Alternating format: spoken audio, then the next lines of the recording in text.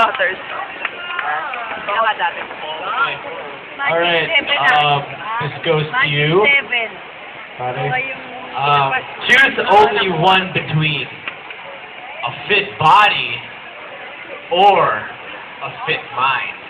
First of all, allow me to answer this question in the language which I prefer, and that would be Tagalog.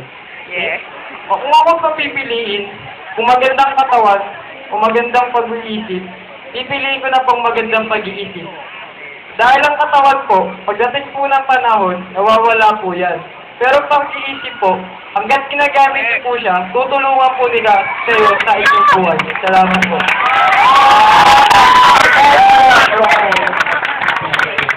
Malusog ang pangkakatawan sa matalas ang pag-iisip. Are we okay, Judge Ian? Ian, are you okay? Do you have a fit mind or a fit body? Tagalog pa rin.